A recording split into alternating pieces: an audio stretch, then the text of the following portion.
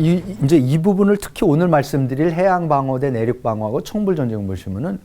사실 우리가 일본하고 이제 늘 비교를 하면서 일본은 이때에 이제 메이지 유신을 하면서 이렇게 기가 막히게 일어났다라는 얘기를 하지만은 우리가 일본하고 중국하고의 우선 근본적인 차이는 뭐냐면 뭐 크기도 물론 다르지만은 크기 때문에라도 중국은 근대화라는 것과 나라의 국방, 특히 국방을 전쟁을 통해서 나라를 지키는 문제하고가 동시에 일어나요. 그러니까는 한쪽에서는 끊임없는 외적의 침입이 있고 내 안에서는 내란이 끊임없이 벌어지고 있고 그 와중에 외적을 막고 내란을 막으면서 동시에 전혀 안 하던 사회 대변혁을 일으켜가지고 근대화라는 거를 또 그 안에서 공장 짓고 뭐하고 학교 만들고 유학 보내가면서 이 일을 해나간다라는 게 사실은 거의 불가능한 일이었다. 그러니까 양무운동이라는 게 저 정도까지 갔다라는 것도 사실 생각해보면 너무 놀랍고 존경스럽고 특히 조선에 비하면은 너무 안타까워요. 정말 조선은 거기에 비하면은 누가 쳐들어오는 사람도 없었고 이때는 최소한 그리고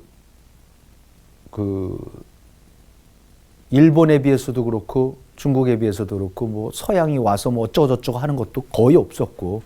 신미양요, 병인양요는 일본이나 중국에 온 서양의 함대들이나 그 사람들이 개입하고는 아예 차원이 그게 무슨 뭐 아편전쟁하고 비일 바가 아니고 그런데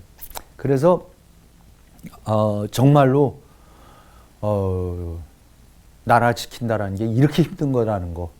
근대화라는 게 이렇게 힘들다는 거 그렇지만 중국 사람들은 청나라 말기에 이 지도자들은 장렬하게 전사는 하지만 그야말로 실패는 하지만 진짜 어떻게 보면 너무 장렬하게 노력을 하다가 실패했다. 그래서 그 부분을 우리가 충분히 한번 그 자체적으로도 우리가 이해를 할 필요가 있고 특히 거듭 말씀드리면 국가 경영 차원에서도 맥락에서도 깊이 한번 공부할 필요가 있어서 이 두 말씀을 이제 드립니다. 우선 해양방어대 내륙방어 이게 뭐냐면은 중국은 항상 내륙방어만 했습니다. 그러니까 중국의 역사를 통틀어서 춘추 전국 시대부터 청 말기까지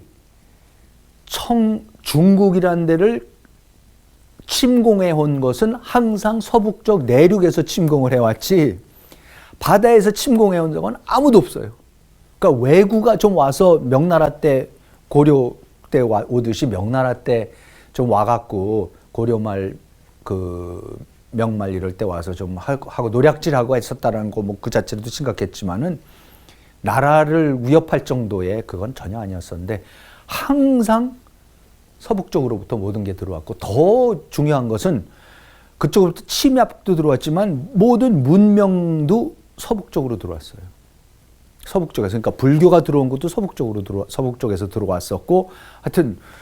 아랍계 이슬람이 접근해 온 것도 그것도 전부 다 서북쪽에서 왔었고 그리고 물론 다 알다시피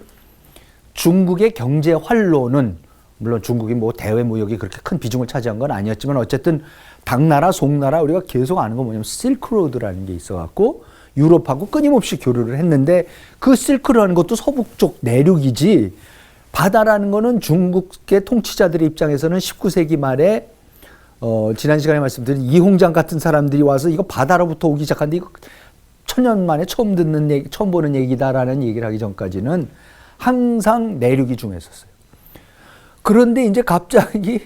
서양이 영국부터 시작해서 맨날 배 타고 와갖고는 홍콩부터 시작해갖고 홍콩, 마카오 뭐 해갖고 맨 해안으로 들어와갖고